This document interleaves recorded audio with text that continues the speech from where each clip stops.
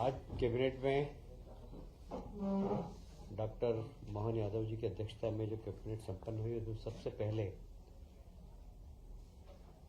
देश के सम्मान के लिए 140 करोड़ लोगों के सम्मान के लिए जिस प्रकार देश के प्रधानमंत्री रक्षा मंत्री के मार्गदर्शन में देश की सेनाओं ने सिंदूर अभियान के माध्यम से पाकिस्तान के आतंकवादी अड्डों को तहस नहस किया है, उसके लिए प्रधानमंत्री, गृह मंत्री, रक्षा मंत्री और देश की तीनों सेनाओं का अभिनंदन किया है।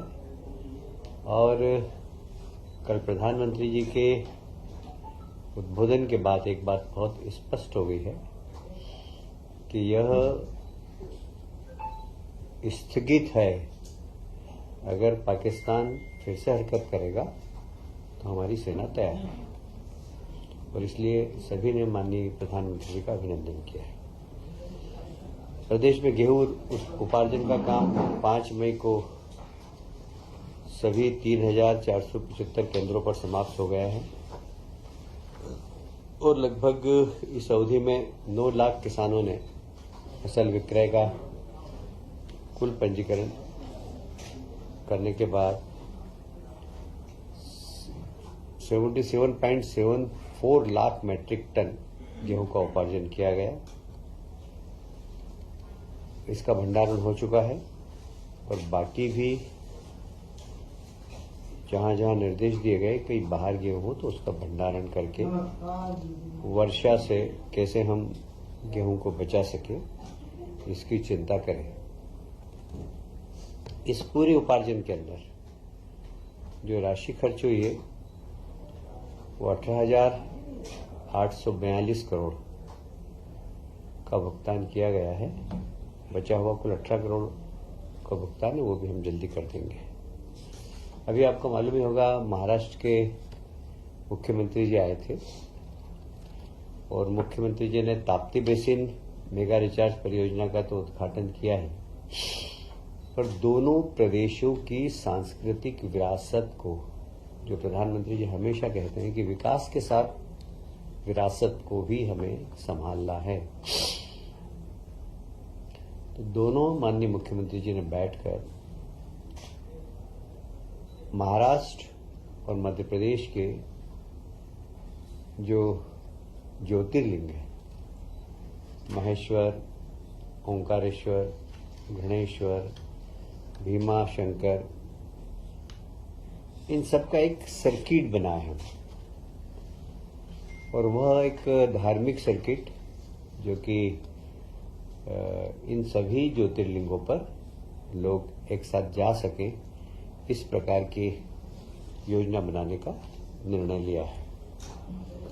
साथ ही महाराष्ट्र में के साथ रोजगार, व्यापार, सांस्कृतिक संबंध और ऐतिहासिक दस्तावेज को एकत्रित करना। महाराष्ट्र में भी कृष्ण पात्र, मध्य प्रदेश में हम लोग भगवान कृष्ण ने जहां जहां अपनी लीला की है उस सभी स्थानों को हम डेवलप कर रहे हैं। जैसे महाराष्ट्र में भी वे सब स्थान जहां पर कि भगवान कृष्ण ने अपनी लीला के माध्यम से उस समय में असुरों के खिलाफ एक अच्छी अपनी संघर्ष की प्रवृत्ति समाज के अंदर जागृत की थी, उन सब स्थानों को एक बार फिर से महाराष्ट्र भी डेवलप करेगा। जैसे भगवान दत्तात्रेय, नाथ परंपरा, भ्रतहरि, उनका संबंध मालवा निमाड़ से भी है, ऐसे नाथ परंपरा का महाराष्ट्र, हिमाचल प्रदेश, मध्य प्रदेश, इनसे बड़ा संबंध रहा है।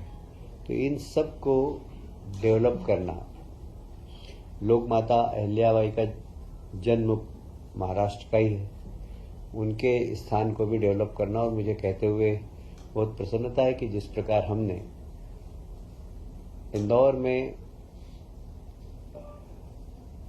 मां साहब के 300 वर्ष पूरे होने पर कैबिनेट करने का निर्णय लिया है, उसी प्रकार महाराष्ट्र की सरकार भी पुणे के पास माँ अहिल्याबाई का जन्म स्थान है, वहाँ कैबिनेट करेंगे। तो एक अच्छा माँ अहिल्या के प्रति ट्रिब्यूट है महाराष्ट्र सरकार का भी। साथ ही आपको स्मरण होगा कि देवी अहिल्या माता ने उस समय रोजगार की चिंता की थी। उस समय महेश्वर की साड़ी, बुनकर, हस्तकरघा, इसको प्रमोशन किया था। तो हमारी सरकार और महाराष्ट्र की सरकार भी इस दिशा में जहां आवश्यकता होगी तो संयुक्त रूप से भी काम करेगी। ऐसे ही महाराष्ट्र के जो वीर हैं, बाजीराव पेशवा, होलकर शिंदे, ये सब इनका हमारा और इनका काफी संबंध रहा है। तात्या टोपे, रानी लक्ष्मीबाई, अप्पाजी भोसले, ये सब महान लोगों के ऐतिहासिक दस्तावेज को हम संकलन करेंगे और उसको डिजिटाइजेशन करेंगे। मोडी लिपि, जो करीब करीब आजकल लोग पढ़ने वाले बहुत, इंदौर में तो मेरा ख्याल है 2-4 ही बचे हैं मोडी लिपि को पढ़ने वाले और समझने वाले। इसकी लिपि को सुरक्षित करना और इसके भी विद्यार्थी तैयार करना, इस दिशा में भी हम काम करेंगे। माता अहिल्या देवी के पूरे जीवन पर सांस्कृतिक, धार्मिक, प्रशासनिक जो योगदान है उनका, उसके ऊपर नृत्य नाटिका, film, light and sound projection, mapping इत्यादि का काम महाराष्ट्र सरकार भी करेगी और हम भी करेंगे।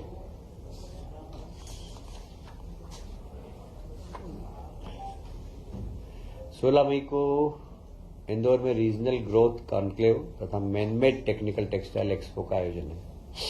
आप सभी जानते हैं हमारे प्रदेश के मुख्यमंत्री माननीय यशस्वी प्रधानमंत्री जी के निर्देश पर कैसे हम रोजगार के नए अवसर सृजन कर सकें, इस दिशा में सरकार पहले दिन से ही कार्यरत है। मैं उसको दोहराऊंगा नहीं कि मध्य प्रदेश में जितने भी इन्वेस्टर मीट हुई है, GIS हुई है, उसके बाद से भी लगातार यह काम चालू है। अभी उसके बाद भोपाल की GIS के बाद इंदौर में भी IT कॉन्क्लेव हुई थी और उसमें भी निवेश करने के लिए हमने लोगों को प्रोत्साहित किया है। अब 16 मई को इंदौर में एक regional growth conclave Marriott hotel में होगी, जिसमें मैनमेड टेक्सटाइल के क्षेत्र में काम करने वाले, क्योंकि टेक्सटाइल एक ऐसा क्षेत्र है जहां रोजगार की सर्वाधिक संभावना रहती है और वो भी ऐसे लोगों को रोजगार मिलता है जो अशिक्षित हैं, 12th पास हैं, 10th पास हैं। उनको थोड़ा सा उनका स्किल डेवलपमेंट करके इस क्षेत्र में रोजगार के बहुत अवसर मिलते हैं। इसका नाम क्या रीजनल? जी, इसका नाम क्या रीजनल ग्रोथ कॉन्क्लेव? ओके। 14 मई को बेंगलोर में एक रोड शो है। वहीं पर भारत अर्थ मूवर्स लिमिटेड परियोजना, ये भारत सरकार का एक संस्थान है, इसको भूमि आवंटन का भी काम किया जाएगा। इस योजना के माध्यम से यह भारत अर्थ मूवर्स लगभग 1800 करोड़ का निवेश करेगा। यहाँ यह स्थान होगा इसका गोहरगंज रायसेन VEML द्वारा। यह हाई स्पीड रेल के, मेट्रो ट्रेन के कोचेस बनेंगे और ये मुझे याद आ रहा है, ये काफ़ी दिनों से पेंडिंग था। अभी इसको जमीन आवंटन भी हो चुकी है और इन लोगों ने भी सारी, क्योंकि भारत सरकार का प्रोजेक्ट है ये, तो ये जल्दी ही प्रारंभ होकर वहाँ के स्थानीय लोगों को रोजगार देने का काम करेगा।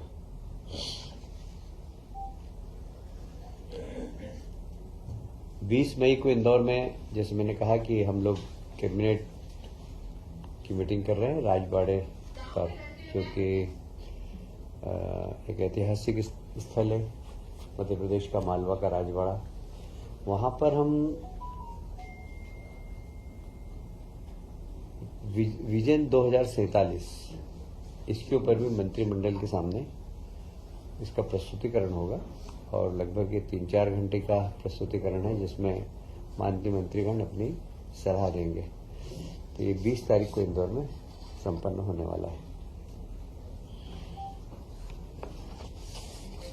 खेलो इंडिया यूथ गेम 2025 में मध्य प्रदेश का बहुत शानदार प्रदर्शन रहा है। 4 से 15 मई खेलो इंडिया गेम्स, जिसमें मध्य प्रदेश ने 9 स्वर्ण और 5 रजत पदक, 10 कांस्य पदक जीतकर देश में 6ठा स्थान प्राप्त किया है। मुझे कहते हुए प्रसन्नता है कि पिछले 10 वर्षों में खेलों के क्षेत्र में मध्य प्रदेश ने काफी प्रगति की। बड़ी मुश्किल से पहले हमारा 20वां 25वां स्थान रहता था। अब हमारे यहाँ के प्रदेश के खिलाड़ियों को हमने जब इंफ्रास्ट्रक्चर दिया, खेल विभाग ने बजट बढ़ाया, उसके बाद से खिलाड़ियों के खेलने के स्तर में भी बहुत परिवर्तन आया है। और इसीलिए आप देख रहे हैं कि इस बार 9 स्वर्ण पदक, 5 रजत और 10 कांस्य पदक जीतकर मध्य प्रदेश 6वें स्थान पर पहुंच गया है। आप सभी जानते हैं कि जो छत्तीसगढ़ हाथियों के कारण वहां के किसान बहुत परेशान हैं, पर एक कॉरिडोर है जिसमें हमारे भी 2-3 जिलों में हाथी आ जाते हैं।